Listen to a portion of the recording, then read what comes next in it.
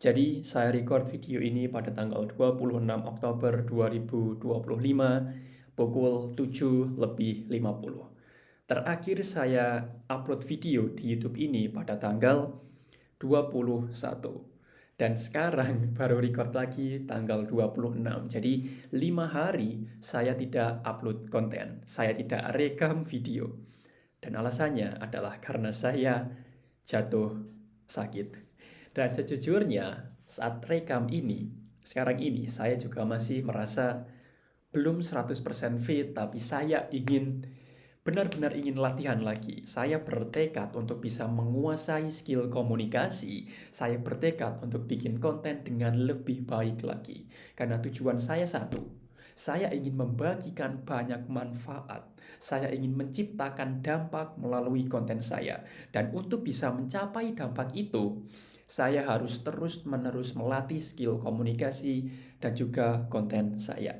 Kalau komunikasi saya bagus, orang akan mudah paham. Dan orang mudah paham, maka dampak itu bisa tercipta dengan mudah. Kalau saya ngomong panjang lebar tapi orang nggak paham, ya dampaknya nggak akan tercipta. Jadi saya sangat bersemangat untuk terus berlatih komunikasi karena tujuan saya ingin menciptakan dampak melalui konten saya untuk banyak orang. Dan di video ini saya akan kembali latihan dengan metode 5 menit ngomong random dan 5 menit ngomong satu topik secara spesifik. Dan sudah berjalan 1 menit 45 detik. Di 5 menit pertama ini saya akan ngomong random aja. Ngomong apapun yang ada di kepala saya. Dan kalau Anda ingin berlatih berbicara, ingin meningkatkan skill komunikasi, atau skill berbicara di depan kamera, saya sangat merekomendasikan Anda untuk mencoba latihan ini. Duduk saja, buka kamera, lalu ngomong selama 10 menit setiap hari. 10 menit saja, tidak 30 menit, tidak 1 jam, hanya 10 menit setiap hari. 5 menit pertama digunakan untuk ngomong secara random. Dan 5 menit kedua kita gunakan untuk berbicara mengenai satu topik secara spesifik. Tujuan dari latihan bukan untuk berbicara yang sempurna, bukan untuk berbicara yang lancar atau yang bagus banget. Tidak. Inti dari latihan adalah memaksa kita untuk terbiasa berbicara, untuk terbiasa bikin konten, untuk terbiasa ngomong di depan kamera. Banyak orang ingin jago dalam suatu skill, contohnya bikin konten atau berbicara di depan kamera. Mereka pengen jago berbicara di depan kamera, tapi mereka nggak mau latihan. Padahal untuk bisa jago, ya kita harus terus-menerus latihan. Saya percaya bahwa progres didapat dari repetisi atau progres didapat dari pengulangan. Semakin sering kita mengulang suatu kegiatan, kita akan menjadi jago seiring berjalannya waktu. Saya percaya itu dan itulah mengapa saya setiap hari mencoba untuk latihan berbicara di depan kamera. Dan kalaupun Anda punya waktu lebih dan benar-benar bertekad ingin jago ngomong di depan kamera, setelah selesai rekam video, coba Anda review. Kira-kira suaranya sudah bagus belum? Kira-kira ucapan kita sudah lancar belum? Kira-kira ekspresi wajah, gestur tangan, atau body language kita sudah bagus apa belum? Karena saya belajar bahwa komunikasi, khususnya konten, itu terdiri dari 2 hal. Audio dan juga visual. Kalau Anda ingin menguasai bikin konten, ya kita harus menguasai 2 hal ini, audio dan juga visual. Audio adalah apa yang didengar oleh penonton dan visual adalah apa yang ditonton oleh penonton. Jadi maksimalkan keduanya untuk membuat konten yang bagus dan bisa menciptakan dampak yang luas bagi masyarakat, oke? Saya sudah melalui fase 5 menit pertama dan di 5 menit kedua ini saya akan mencoba untuk berbicara mengenai satu topik tertentu. Dan mungkin saya akan berbicara salah satu buku saya, yaitu konten kreator Black Book yang ditulis oleh Ko Denny Santoso. Pagi ini saya belajar dari salah satu buku yang berjudul Konten Kreator Black Book yang ditulis oleh Ko Denny Santoso. Saya semakin terbuka mengenai kesempatan besar di balik profesi konten kreator.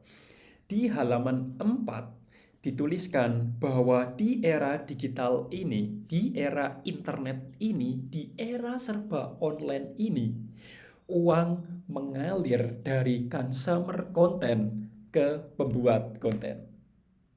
Saya ulangi lagi, di era digital ini, uang mengalir dari konsumen konten kepada pembuat konten. Artinya, jika Anda benar-benar peduli dengan kesuksesan pribadi Anda, kesuksesan bisnis Anda, dan finansial Anda, maka Anda tidak bisa mengabaikan proses ini. Di era digital ini, uang mengalir dari konsumen konten kepada pembuat konten. Artinya, ketika kita bikin konten, kita membuka sumber lain, sumber uang atau sumber pendapatan kepada diri kita. Membuat konten bisa meningkatkan pribadi kita, bisa meningkatkan bisnis kita, dan juga meningkatkan finansial kita. Uang mengalir dari konsumen konten kepada pembuat konten. Dan ini membuka wawasan saya bahwa di balik profesi pembuatan konten yang sekiranya kayak sederhana banget ya, cuma bikin konten, sekarang bikin konten pakai HP bisa, langsung upload, tiap hari bikin bisa, tapi membuka begitu besar peluang untuk bisa sukses di era digital ini. Dan bagi saya sangat setuju dengan statement ini. Coba Anda pikir, berapa banyak orang yang Anda tahu hidupnya berubah karena bikin konten? Coba pikirkan, berapa banyak orang yang Anda tahu hidupnya bisa berubah drastis dari miskin menjadi kaya, dari bangkrut menjadi sukses hanya karena bikin konten? Coba sebutkan. Bagi saya mengenal banyak orang yang hidupnya berubah karena bikin konten.